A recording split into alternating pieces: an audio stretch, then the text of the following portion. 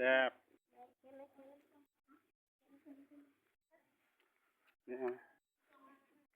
เอารถเอา ยานกล้าหาญบางคนก็ยานมึง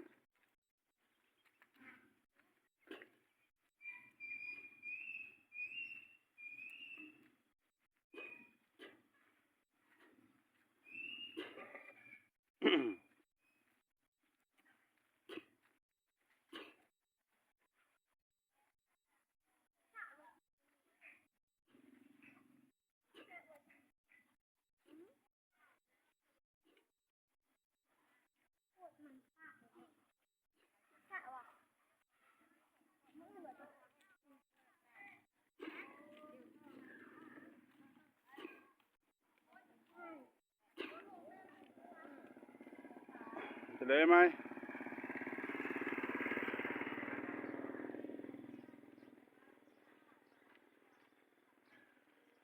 เรื่อยแหละโอ้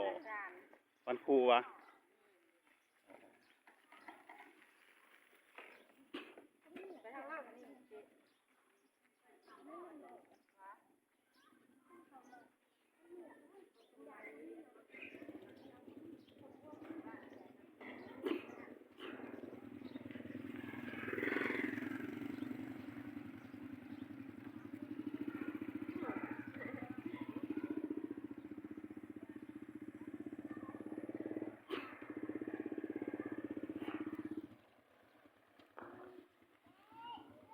สมโภ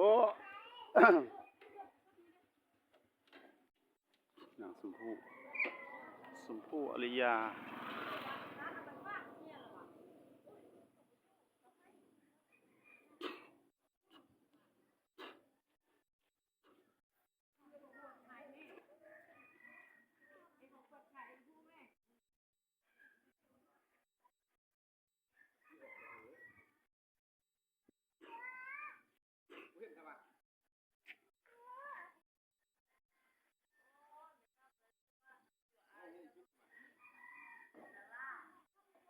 เป็นนักเลงเอาขนมบ่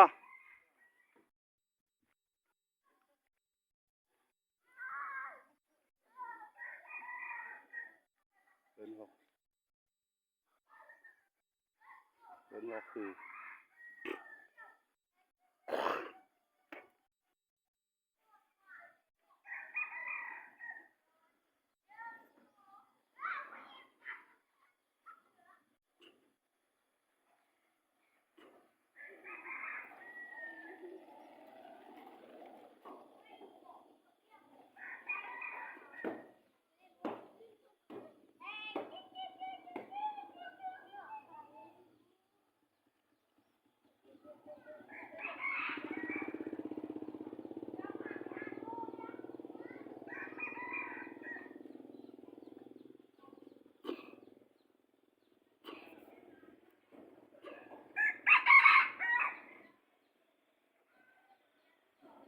เกี่ยวเนาะเงินแนบบุญมีไอ้ทอนเงินเกี่ยวนึงบ้าง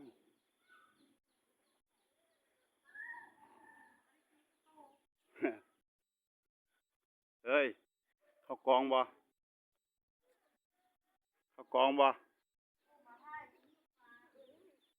บ่เห็นมันอยู่ไกลโพด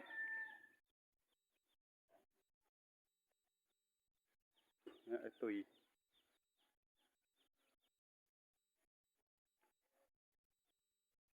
เนี่ยช่วงเงินปักสันเลยออกพรรษาเนี่ยส่วนครูบาไปไม่เอารถครูบาไป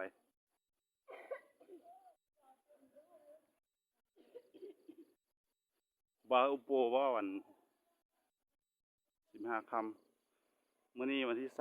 4 5 6 7 8 9 11 ค่ำ11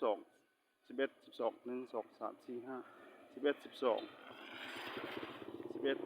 12 13 14 15อีก4 มื้อออกพรรษา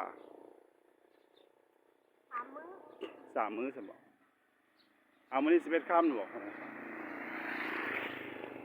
มื้อ11 12 13 14 15อีก4มื้อเบอร์15ใส่บาทมือออก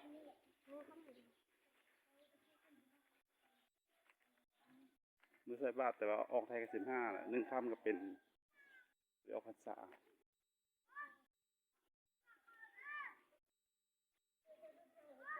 ก็ไว้ซื้อสบู่ขายก่อน69,000 69,000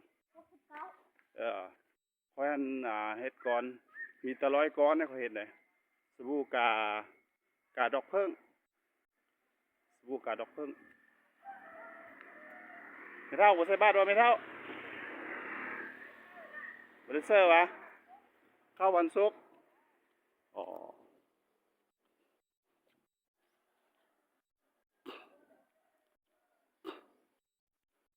เอ๊ะบ่เห็นมือทวดไปได้ไหมครับล้างรถวะ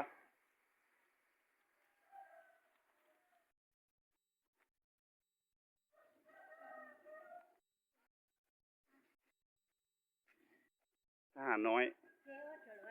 ทหารน้อยปะพดใส่บาทเด้อปะพด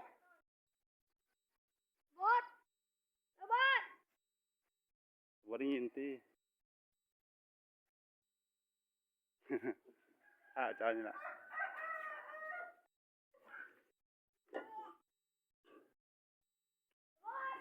อย่าเศร้าไปก่อนสลดรถสีเขียวเป็นตัวรถสีแดง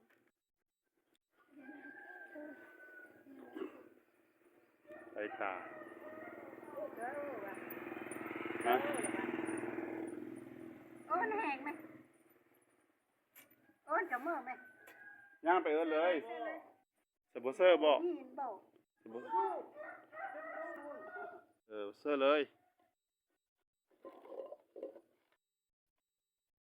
นี่จะมาเยี่ยมตัวนี้มาเยี่ยมเซอร์จั่ววะว่าเราก็บ่ได้ยิน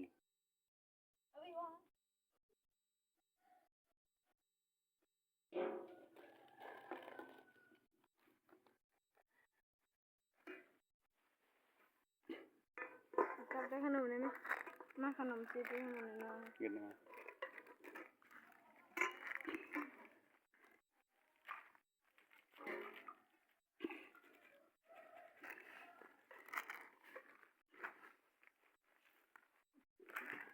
ที่หน้าบดีไปเลยเนาะ ได้ยินคำบ่ประสงค์ ได้ยินคำบ่อยากเข้าหูไปเลยนะจ๊ะไอ้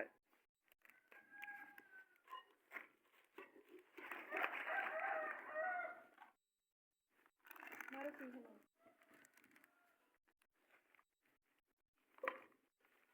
เอาบอลเลยเอสเนจังโวทาปัญจาลิโลจัตตาโลธรรมาวาทันติอายุวันโนสุขังภาลัง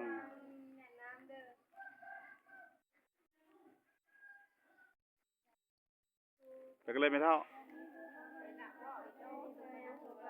อ๋อน้ำสั่นขึ้นวะ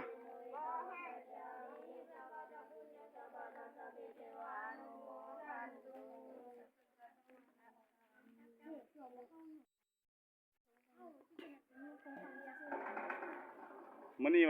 วันที่เท่าไหร่กินเลี้ยงวะหงเหียนวะอ๋อ